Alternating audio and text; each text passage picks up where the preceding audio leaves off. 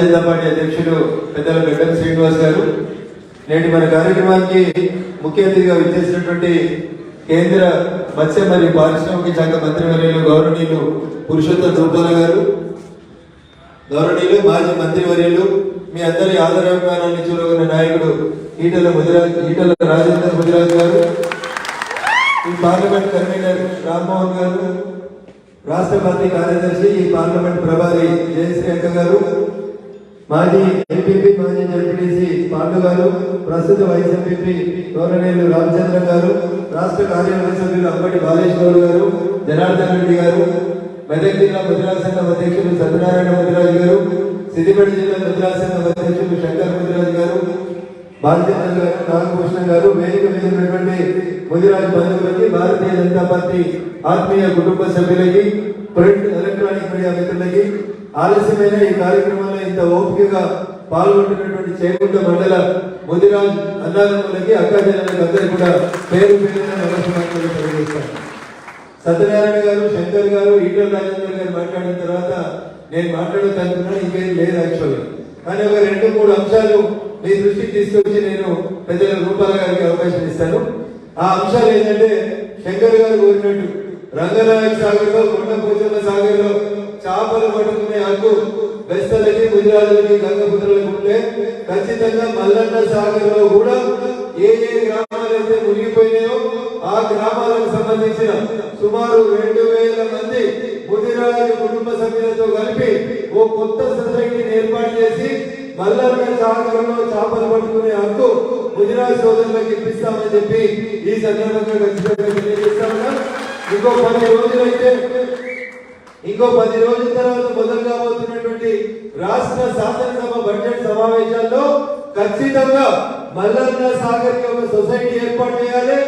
ఆ సొసైటీలో మల్లన్న సాగర్ లో భూములు కోల్పోయినటువంటి గ్రామాలకు సంబంధించినటువంటి బెస్తా, గంగపుత్ర, ముదిరాజ్ అని తేడా లేకుండా అందరికీ కలిపి ఒకటే సొసైటీ ఇవ్వాలి.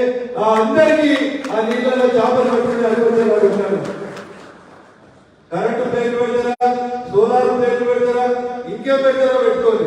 ఎందుకంటే మల్లన్న సాగర్ లో 15,000 ఎకరాల భూమికి దాదాపు ఎంతుంది, 15,000 ఎకరాలు.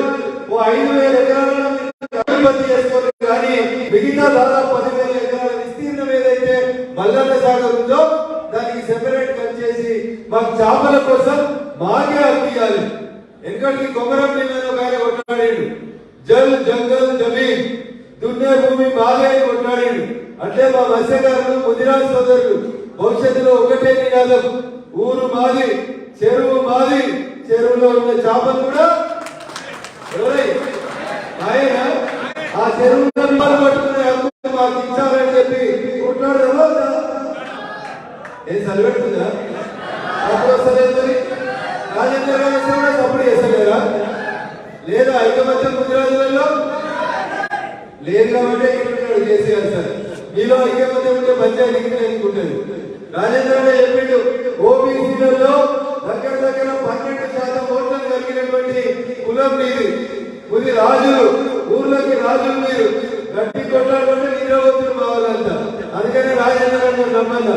మా మెదక్ జిల్లాలో ఉన్న ముదిరాజ్ సోదరులు జర మెత్త కనబడుతున్నారన్నా, జర రా ఒకసారి గట్టిగా మాట్లాడాలని చెప్పి ఈరోజు రాజేంద్ర గారిని సమావేశానికి ఆహ్వానించారు. అందుకని మైక్ తనకే ఇచ్చి నేను మాట్లాడాలనుకుంటున్నాను. కానీ శంకర్ కొన్ని సమస్యల్ని, దుబ్బాకకు సంబంధించినటువంటి సమస్యలను ప్రస్తావించింది. కాబట్టి ఖచ్చితంగా రానున్న శాసనసభ సమావేశాల్లో మల్లన్న సాగర్ సమస్యలు, కొత్తగా సభ్యత్వం ఇవ్వాల్సినటువంటి ముదిరాజ్ సంఘాలలో సభ్యత్వం కోసం పెండింగ్ లో ఉన్నటువంటి దరఖాస్తుల్ని క్లియర్ చేయాలని ఈ రాష్ట్ర ప్రభుత్వం మీద ఖచ్చితంగా ఒత్తిడి తీసుకొస్తాం. సమాజంలో వెనుకబడినటువంటి తరగతులు, బహుజనులలో ఎక్కువగా ఉన్నటువంటి ముదిరాజులకి మత్స్య సంపద మీద, నీళ్ల మీద, అది చెరువ, గుంటన, కాల్వన, చిన్న చెరువ, పెద్ద చెరువ, రంగనాయక సాగర, కొండపోచమ్మ సాగర, మల్లన్న సాగర మాకు సంబంధం లేదు. ఏడ నీళ్లుంటే ఆడ చేపలు వేయాలి, ఏడ చేపలుంటే ఆడ ముదిరాజు సోదరులకి చేపలు పట్టుకునేటువంటి సంఘాలను ఏర్పాటు చేయాలని కూడా ముందుకోవాలని చెప్పి మీకు అందరికి తెలియజేస్తూ, తెలంగాణ వచ్చి 9 ఏళ్ళు దగ్గరకు వస్తుంది.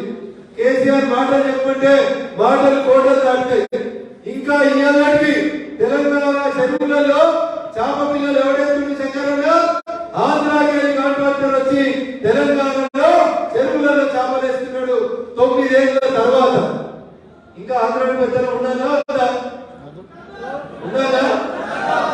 చేతలేదు ఉండొచ్చు కదా.